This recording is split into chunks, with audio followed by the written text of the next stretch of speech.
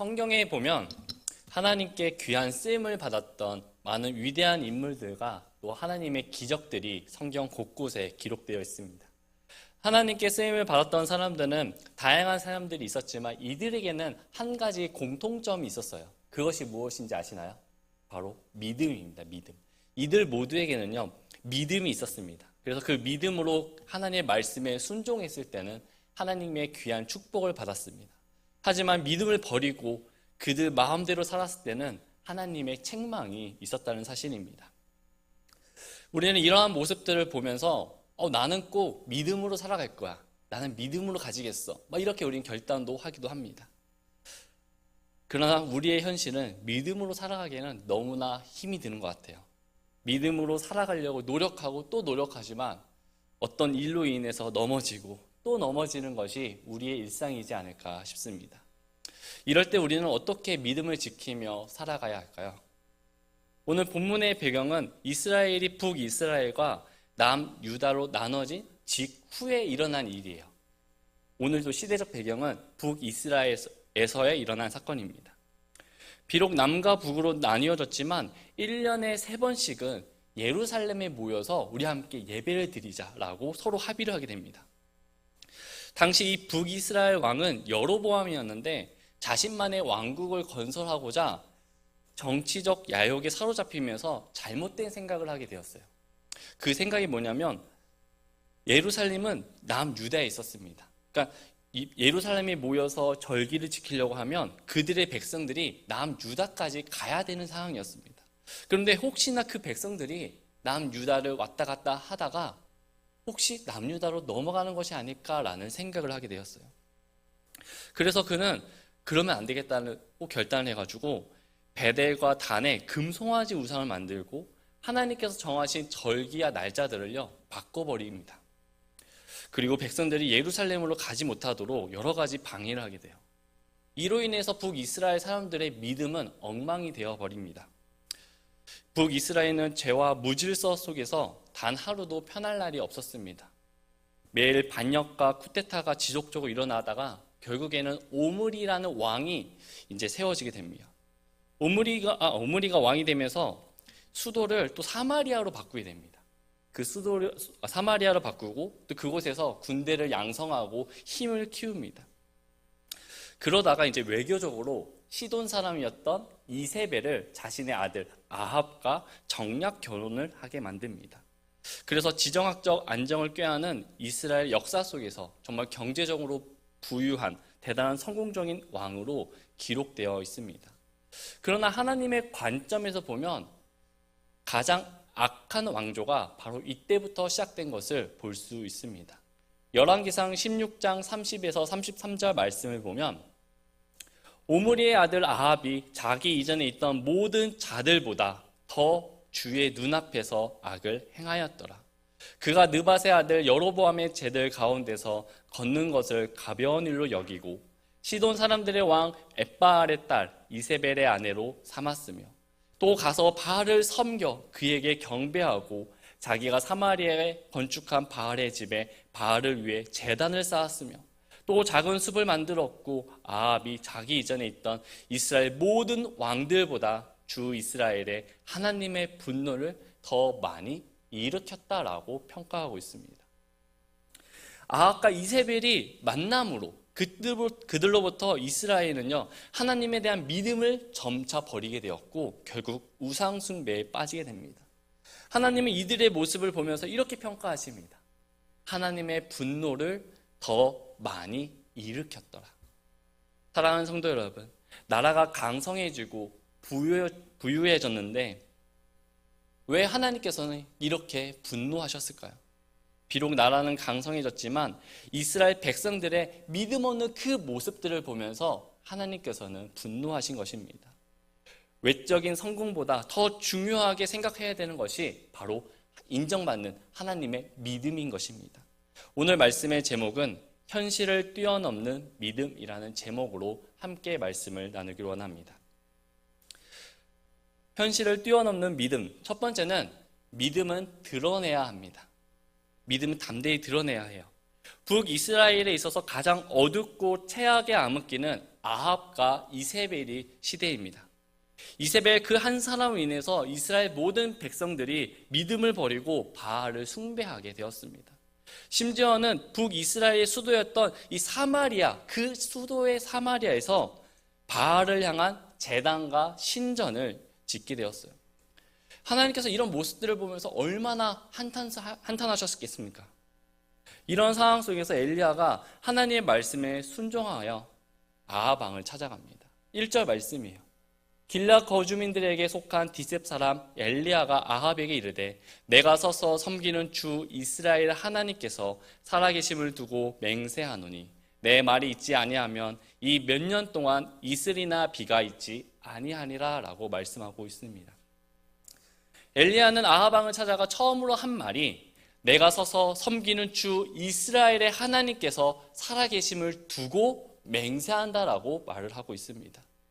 나는 하나님 살아계신 걸 믿고 그 하나님을 섬기는 사람이 바로 저입니다라고 말하는 거예요.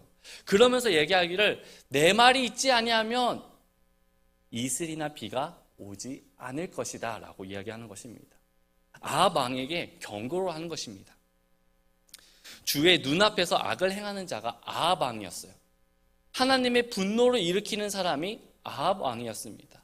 북이스라엘 수도에 바알을 위한 신전과 제단을 지은 사람이 아합 왕이었어요. 지금 아합 왕에 있어서 이 바알 신은요, 참신이었습니다. 이에 반해 하나님은 그저 이단, 우상일 뿐이었어요. 그 하나님을 섬기는 엘리야, 그는 우상 숭배자였을 뿐입니다. 당시 우상 숭배자들은요, 다 돌로 쳐 죽였습니다. 이런 가운데 엘리야가 아합 왕을 찾아가 소신껏 자신의 믿음을 드러내고 있는 것입니다. 나는 하나님의 사람이고 내 말이 있지 않으면 이슬이나 비가 오지 않을 것이다. 아합이 믿고 있던 바알은 폭풍과 풍요의 신이었습니다. 이스라엘 백성들에게 있어서 이슬이나 비가 오면 하늘로부터 내려오는 선물이라고 생각을 많이 했어요. 그래서 신명기 33장 28절의 말씀을 보면 그때 이스라엘이 홀로 완전히 거할 것이며 야곱의 샘이 곡식과 포도즙의 땅이 있으리니 그의 하늘들도 이슬을 내리리라. 반면에 이슬이나 비가 없다고 하면 저주라고 생각을 했습니다. 학개 1장 10절 말씀에 보면 그러므로 너희 위의 하늘은 이슬 내기를 그치고 땅은 자기 열매 내기를 그쳤으며, 이 아합 왕 앞에서 이슬이나 비가 내리지 않을 것이다 라고 이야기를 하는 것은 바알을 모욕하는 것이었습니다. 지금 싸우자고 얘기하는 거예요.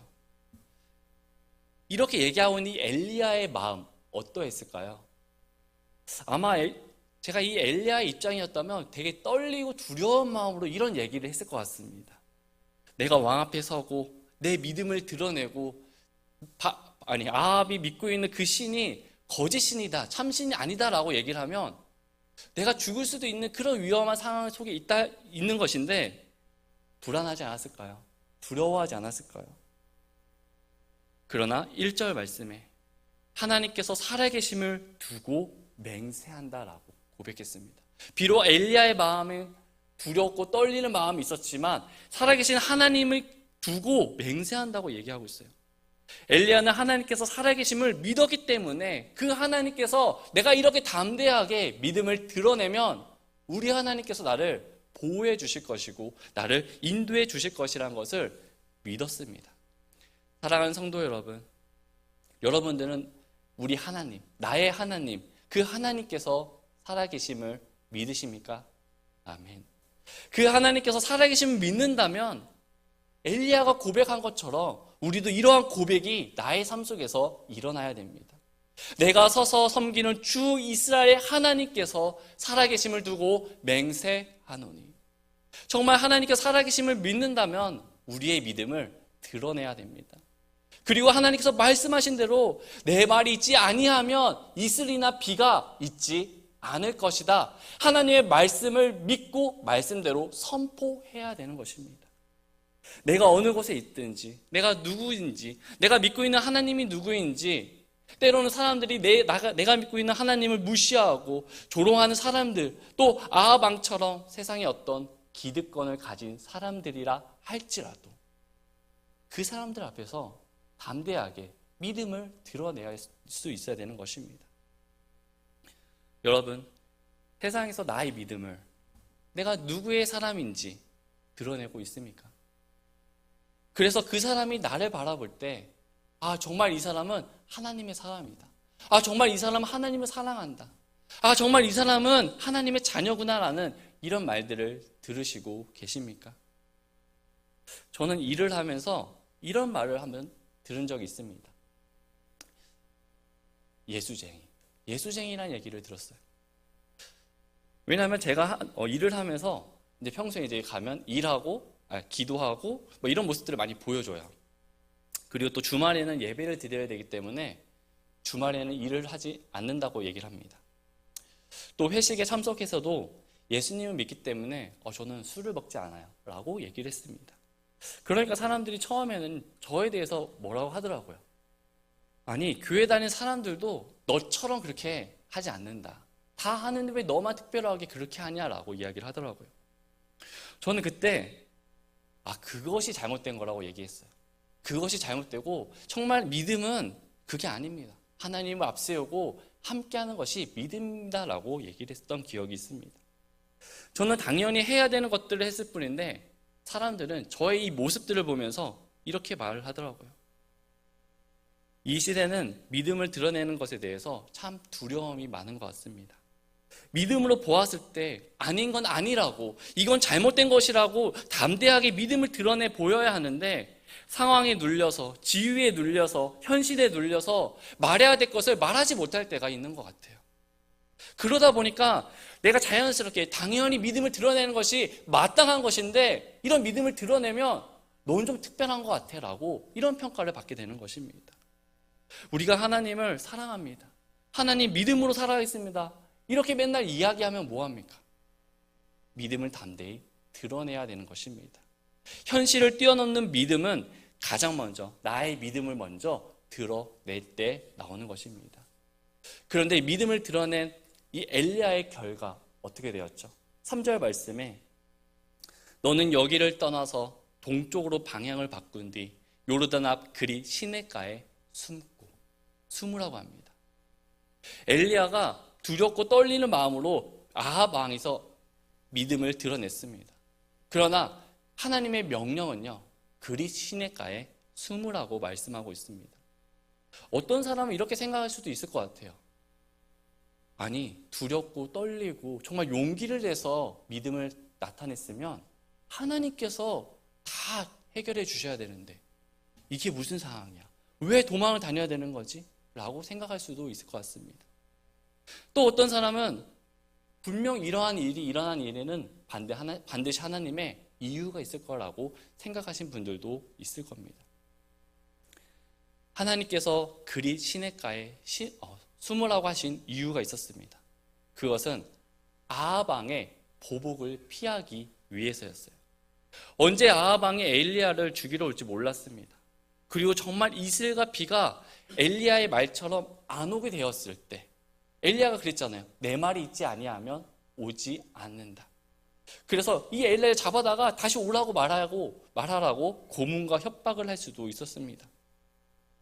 그래서 하나님은 이 엘리야를 보호하여 주시고 지켜주시기 위해서 숨어 있으라라고 말씀하신 거예요. 그러면서 4절 말씀에 그 시내에서 물을 마시라. 내가 까마귀들에게 명령하여 거기서 너를 먹이게 하였느니라.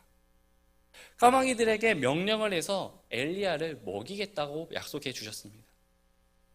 근데 이 당시 까마귀는요, 이스라엘 그때 당시 문화로 부정한 짐승으로 구별되었습니다.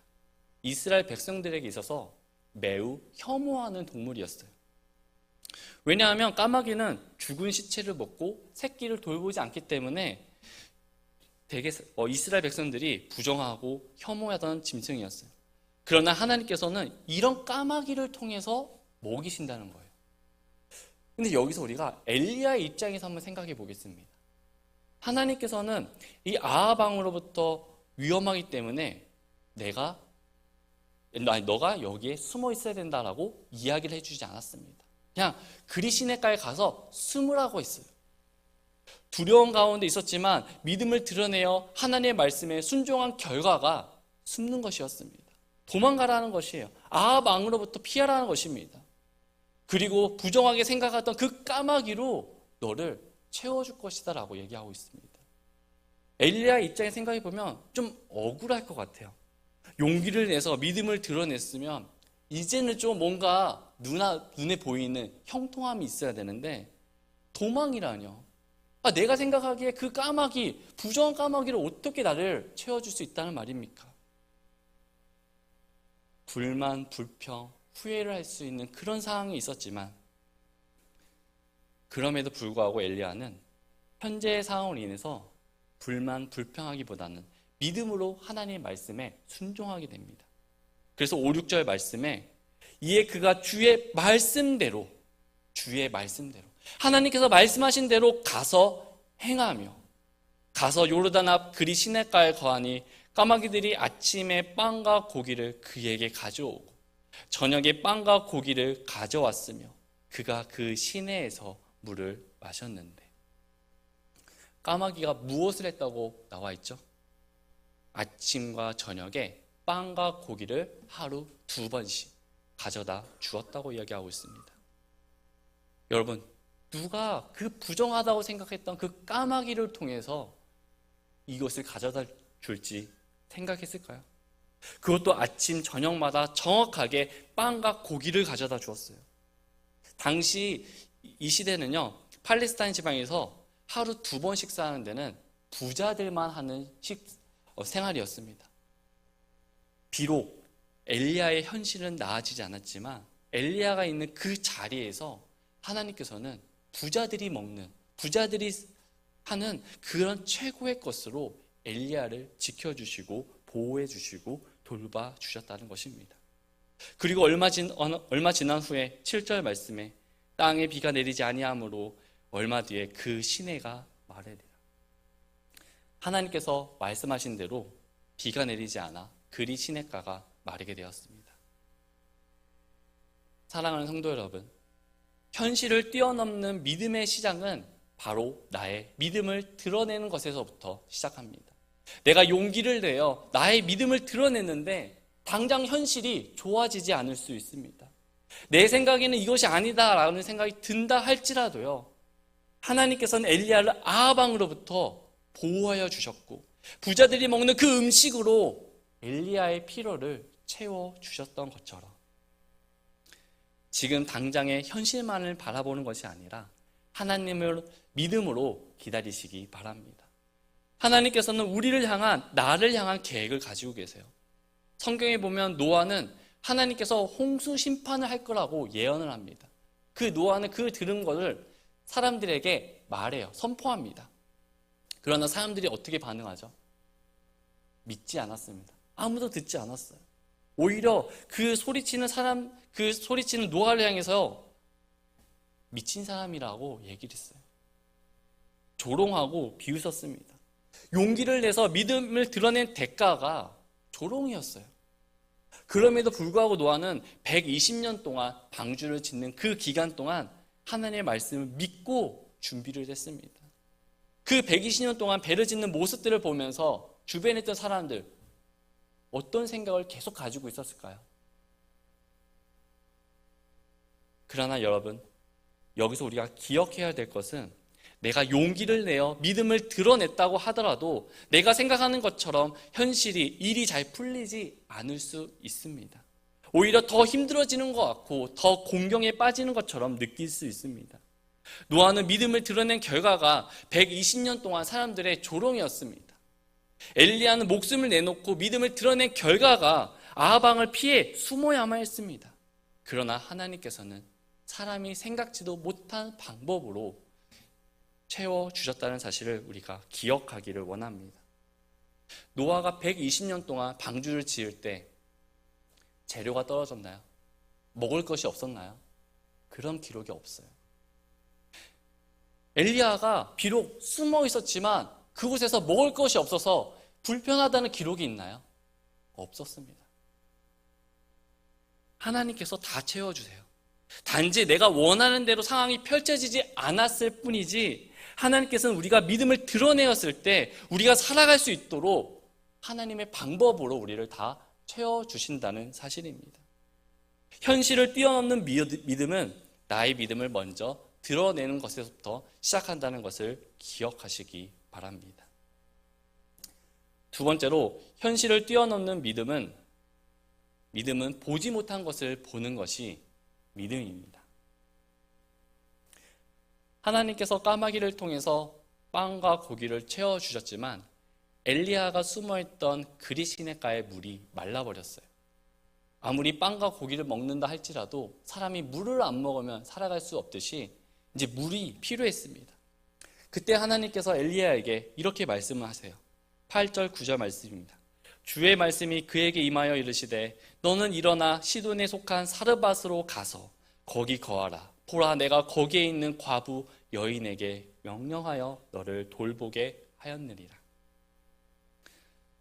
하나님께서는 엘리야에게 시돈에 속한 사르밧으로 가라고 명령하십니다. 그런데 하나님께서 명령하신 것이 좀 의아해요.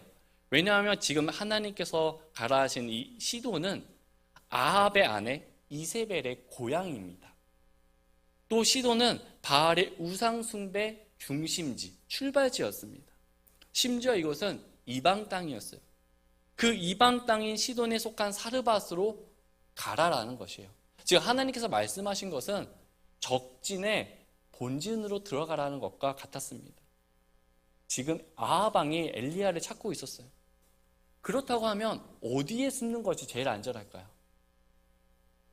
그럼에도 불구하고 엘리야는 이번에도 말씀에 순종해서 사르밧까지 갔습니다. 10절 말씀에 이에 그가 일어나 사르밧으로 가서 도시 문에 다다랐는데 보라 마침 그 과부 여인이 거기서 나뭇가지를 줍고 있으므로 그가 그녀를 불러 이르되 원하건대 그릇에 물을 조금 가져다가 내가 마시게 하라 하니라. 나뭇가지를 줍고 있는 그 과부를 불러서 엘리야가 말합니다. 나에게 좀 물 좀 달라. 지금 가뭄으로 인해서 물이 정말 희귀했습니다. 정말 너무 귀했어요. 지금 사르밧 과부는 엘리야를 처음 봤습니다. 그리 시내가에서 사르밧까지 오는 거리는 대략 160km 정도 됩니다. 그 거리를 걸어왔어요. 얼마나 행색 또한 초라했겠습니까? 근데 여기서 더 웃긴 것은 엘리야가 그릇에 물을 가지고 와달라고 하는데 여기서 말하는 이 그릇은요 히브리어 바켈리라고 하는데 이 용기 아내라는 뜻을 가지고 있어요. 그러니까 이 말이 무슨 말이냐면 물을 달라고 하는데 자기가 그릇을 가지고 온 거예요. 내 그릇에다가 여기다가 물 좀 달라고 얘기를 하는 것입니다. 얼마나 염치 없는 모습입니까? 그럼에도 불구하고 정말 이 사르밧 여인은 되게 착했던 것 같아요. 물을 또 주려고 합니다. 그래서 물을 가지려고 가는데 엘리야가 또 불러요. 11절 말씀에 그녀가 그것을 가지러 갈 때 그가 그녀를 불러 이르되 원하건대 내 손에 있는 빵 한 조각을 내게 가져오라. 엘리야가 물을 가져오는 김에 빵도 가지고 오라고 얘기를 합니다. 아니 엘리야가 무슨 과부에게 빵을 맡겨놨습니까? 물만 줘도 감사해야 되는데 정말 염치 없이 거기서 빵도 달라는 거예요. 이에 사르밧 여인이 이렇게 대답합니다. 12절에 그녀가 이르되 주 당신의 하나님께서 살아계심을 두고 맹세하옵나니 내게는 납작한 빵이 없고 다만 통에 가루 한 웅큼과 병에 기름이 조금 있을 뿐이니이다. 보소서 내가 나뭇가지 2개를 줍고 있으니 이것은 내가 들어가 나와 내 아들을 위해 그것을 차린 뒤 우리가 먹고 죽으려 함이니이다 라고 말씀하고 있어요. 여인이 말합니다. 제가 지금 가지고 있는 것은 통에 가루 한 웅큼이랑 병에 기름 조금만 있습니다. 그리고 오늘 이 남은 재료를 가지고 제가 아들과 함께 먹고 죽으려고 했습니다 라고 얘기하고 있는 거예요. 근데 이 말을 듣는 엘리야가 뭐라고 하죠? 13절에 엘리야가 그녀에게 이르되 두려워하지 말고 가서 내가 말한 대로 하라. 그러나 먼저 그것으로 나를 위해 작고 납작한 빵 하나를 만들어 내게 가져오고 그 뒤에 너와 내 아들을 위해 만들라. 여러분, 우리 이성적으로 한번 생각해 봐요. 지금 극심한 가난 속에 있습니다. 그리고 그 가난으로 인해서 이 여인이 이거 먹고 이제 죽을 거다라고 얘기하고 있습니다. 그러면 이 말을 들은 사람이라면 최소한 어떤 말을 먼저 해야 될까요? 살 수 있다. 아니야, 괜찮아. 조금만 더 힘을 내. 라고 용기를 북돋아주고 격려하는 것이 맞지 않을까요?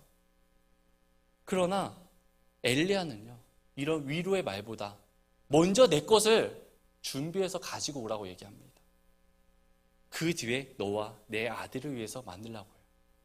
어찌 하나님의 사람인 이 엘리야가 이렇게 대답할 수 있단 말입니까? 그러나 여러분, 엘리야는 하나님의 말씀에 믿음으로 순종한 사람이었다는 것을 기억하시기 바랍니다. 하나님께서 이 엘리야를 시돈에 보내실 때 뭐라고 말씀하셨죠? 9절 말씀을 다시 볼게요. 너는 일어나 시돈에 속한 사르밧으로 가서 거기 거하라. 보라, 내가 거기에 있는 과부 여인에게 명령하여 너를 돌보게 하였느니라 라고 말씀하고 있습니다. 하나님은 엘리야에게 사르밧으로 가서 과부를 만나면 그 사람에게 명령하라라고 말씀을 주신 것이었습니다. 그러니 엘리야의 입장에서는요, 하나님께서 이미 다 준비해 놓으셨구나 라고 생각을 했던 것입니다. 그래서 과부를 만났을 때 물을 달라, 떡을 달라, 빵을 달라라고 이야기를 하는 것입니다. 그러면서 엘리야가 말하길 14절에 주 이스라엘의 하나님께서 이같이 말씀하시기를 주가 비를 땅 위에 내리는 날까지 가루통이 고갈되지 아니하고 기름병이 마르지 아니하니라 라고 말씀하고 있습니다. 나를 위해 음식을 대접하면 비가 내리는 날까지 가루통이 고갈되지 않고 기름병이 마르지 않을 것이다 라고 말씀하고 있습니다. 엘리야는 반드시 사르밧 여인의 필요를 하나님께서 채워주실 것이라는 믿음을 가지고 있었기 때문에 이렇게 얘기를 했던 것입니다. 근데 이 말을 듣는 이제 사르밧 여인은 이제 결정을 해야 되는 상황에 처했습니다. 현실적으로 생각하면 지금 남은 것들을 엘리야에게 주고 나면 없어요. 아무것도 없습니다. 얼마나 지금 가난했는지 길거리에 돌아다니는 그 나뭇가지를 주워다가 땔감으로 하려고 했습니다. 만약 수중에 조금이라도 돈이 있으면 오늘 이제 먹고 죽을래 했으니까 그 돈을 써서 장작용 땔감을 사다가 불을 지폈을 건데 그 돈조차 없는 상황이었습니다. 사르밧 여인에게는 더 이상 내일이 없었어요. 여러분, 이때 우리는 어떤 선택을 할까요? 우리야 뭐 이미 결과를 아니까 당연히 믿음으로 드려야지 이렇게 얘기할 수 있습니다. 그러나 냉정하고 정말 객관적으로 생각하면 엘리야에게 절대 줄 수 없는 상황이었어요. 튀르기의 지진으로 무너진 아파트에서 18개월 된 아이가 56시간 만에 구조된 사건이 있었습니다. 18개월 된 아이가 이 구출될 수 있었던 이유는 그 잔해에 깔린 와중에서도 엄마는 추위와 배고픔을 이겨내며 아이에게 모유 수유를 했기 때문에 무사히 구출될 수 있다고 하였습니다. 나는 힘들어도, 나는 안 먹어도 내 자녀를 위해서라면 무엇이든지 할 수 있는 것이 우리 부모의 마음이에요. 그런데 잘 알지도 못하는 한 사람이 와서 그 한 사람이 마지막 한 끼를 달라고 합니다. 내가 안 먹으면 안 먹었지 그 모르는 사람에게 그 마지막 그 한 끼를 줄 수 있겠습니까? 그러나 여기서 사르밧 여인의 믿음이 나와요. 15절 말씀에 그녀가 가서 엘리야의 말대로 하였더니, 어떻게 사르밧 여인이 이렇게 믿음으로 나아갈 수 있었습니까? 그것은 믿음으로 현실을 뛰어넘었기 때문에 가능했던 것입니다. 현실보다는 내가 믿는 하나님을 더 믿었고 더 신뢰하였기 때문에 가능하였던 것입니다. 사랑하는 성도 여러분, 제가 현실을 뛰어넘는 첫 번째 조건이 무엇이라고 했죠? 믿음을 드러내는 것이라고 이야기를 했습니다. 사르밧 여인은 오늘 본문을 자세히 살펴보면 믿음을 드러냈다는 것을 확인해 볼 수가 있어요. 12절 말씀에 보면 그녀가 이르되 주 당신의 하나님께서 살아 계심을 두고 맹세하옵나니. 사르밧 과부의 입을 통해서 나오는 이 말, 당신의 하나님께서 살아 계심을 두고 맹세하오니. 엘리야는 이 말을 듣고 깜짝 놀랐을 겁니다. 왜냐하면 엘리야도요, 오늘 본문 1절에 아합 왕에게 똑같이 말을 했습니다. 1절 말씀에 엘리야가 아합에게 이르되 내가 서서 섬기는 주 이스라엘의 하나님께서 살아 계심을 두고 맹세하노니. 성경에 보면 기드온이, 또 나오미가, 다윗이, 수많은 위대한 인물들이, 하나님께 크게 쓰임 받았던 사람들이 이런 고백을 했어요. 주께서 살아계심을 두고 맹세하노니. 지금 이 고백이 어디서 나온 것입니까? 이방 땅, 우상의 본거지라는 시돈 사르밧에서, 절대 이곳에서 나올 수 없는 이런 믿음의 고백이 나온 것입니다. 그것이 누구를 통해서 나왔죠? 가난한 사르밧 여인의 입술을 통해서 고백이 된 것입니다. 이 말을 듣는 엘리야가 13절에 이렇게 대답한 거예요. 엘리야가 그녀에게 이르되 두려워하지 말고. 여기서 두려워하지 말라는 뜻은 히브리어로 야레입니다. 야레. 이 야레라는 뜻은 두려워하지 말고라는 뜻과 동시에 존중하라라는 뜻을 가지고 있습니다. 이 존중이 하라는 말은 귀중하게 대하라는 것이에요. 이 말은 결국에 현재의 상황으로 인해서 지금 두려워하지 말고 하나님을 믿으라라는 것입니다. 하나님을 믿으라. 그래서 엘리야는 여인의 그 믿음을 보고, 믿음의 고백을 듣고 두려워하지 마. 믿어. 너의 하나님, 나의 하나님을 믿고 하나님께서 명령하신 대로 먼저 나를 위해 음식을 내와. 그러면 하나님께서 너의 필요를 다 채워줄 것이야. 그러니까 너의 하나님, 나의 하나님 믿어 라고 이야기하고 있는 것입니다.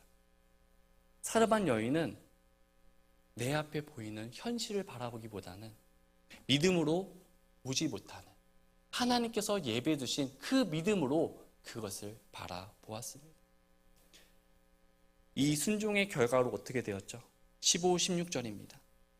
그녀가 가서 엘리야의 말대로 하였더니 그녀와 그와 그녀의 집이 여러 날 먹었으나 주께서 엘리야를 통해 친히 하신 말씀대로 가루통이 고갈되지 아니하고 기름병이 마르지 아니하였더라. 엘리야도 먹고 가족도 먹고 다 먹었는데도 마르지 않았다 합니다. 언제까지요? 비가 내릴 때까지. 야고보서에 보면 엘리야가 비가 오지 않기를 3년 6개월 동안 기도했다 합니다. 결국 3년 6개월 동안 하나님의 이런 축복이 유지되었다는 것이에요. 이 사르밧 여인의 믿음은 현실을 뛰어넘는 믿음을 가졌다는 것을 이렇게 볼 수 있습니다. 사랑하는 성도 여러분, 우리에게는 이런 믿음이 필요합니다. 먼저 나의 믿음을 드러내시기 바랍니다. 그리고 두려워하지 마시고 내가 믿는 그 하나님을 믿으시기 바랍니다.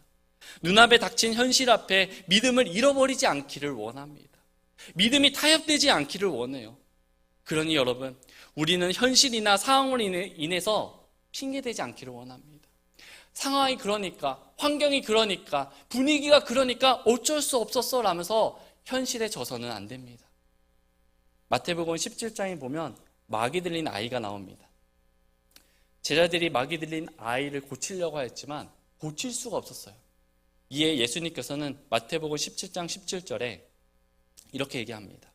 그때 예수님께서 응답하여 이르시되 오 믿음이 없고 비뚤어진 세대야, 내가 언제까지 너희와 함께 있어야 하겠느냐, 언제까지 너희를 용납해야 하겠느냐라고 책망을 합니다.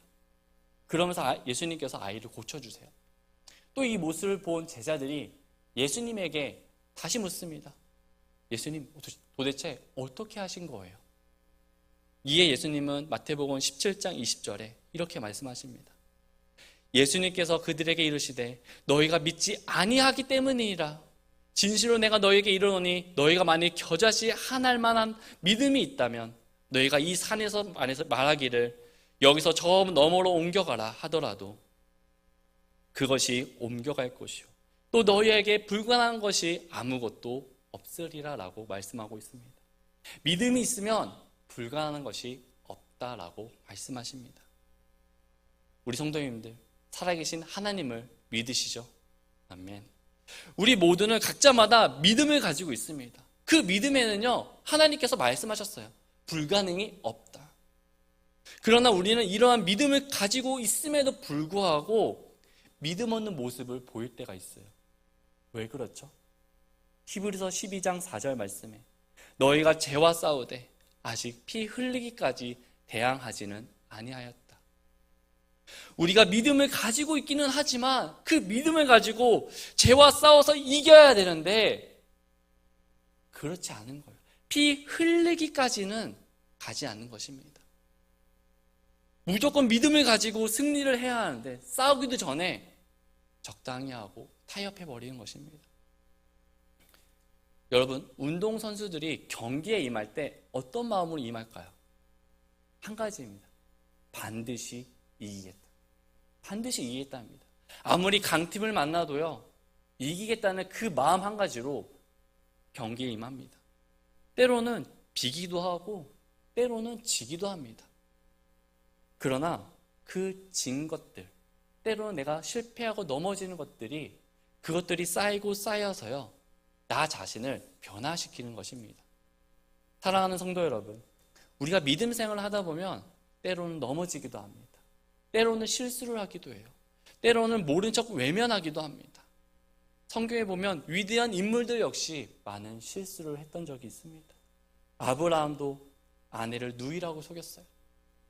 야곱도 장자권을 얻기 위해서 에서를 속였습니다. 마가는 사역이 너무 어려워서 중간에 도망갔어요.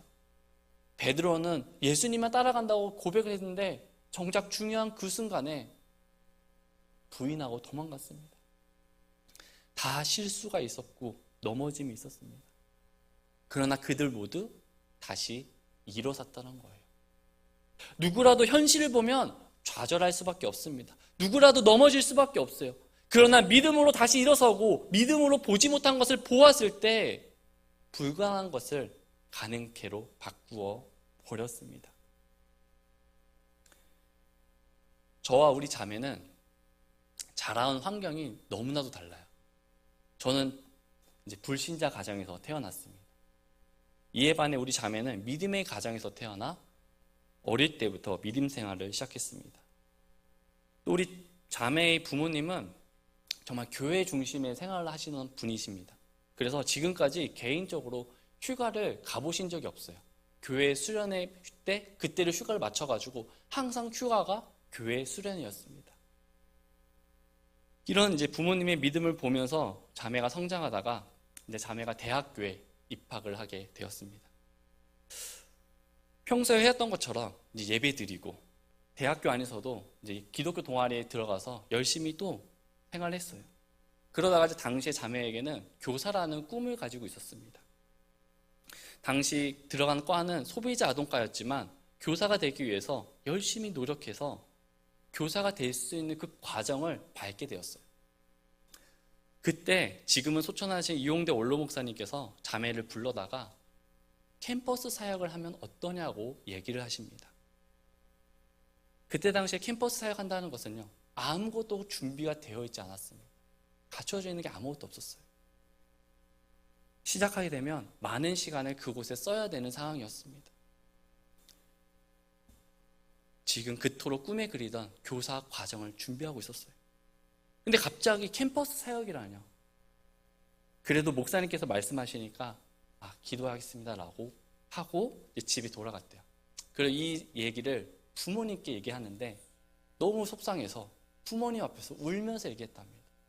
내가 지금 너무 바쁘고 내가 꿈이 있고 목표가 있는데 어떻게 내가 이걸 할 수 있겠어? 나 도저히 못한다고 울면서 얘기했다고 합니다. 이 얘기를 자녀들로부터 들으면 우리 부모님 뭐라고 대답하시겠습니까? 울어요, 아이가. 그러면 그래, 알겠어, 하지 마. 내가 목사님께 가서 얘기할게 라고 할 수 있습니다. 그러나 우리 자매의 부모님은 이렇게 말했다고 합니다. 목사님께서 말씀하셨으니까 분명히 뭔가 있을 거야. 믿음으로 한번 시작해보자. 한번 그렇게 가보자.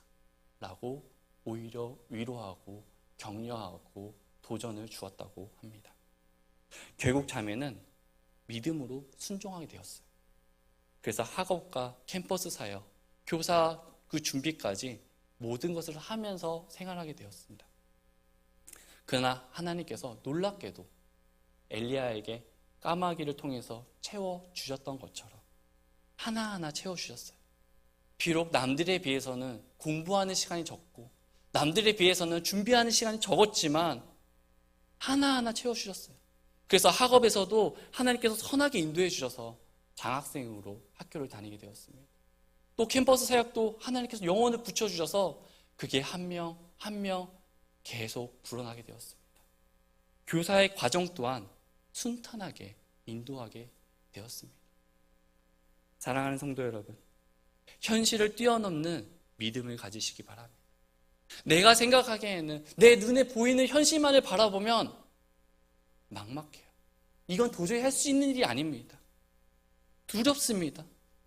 그러나 그럴 때 믿음으로 우리가 한번 나아가 보기를 원합니다. 믿음으로.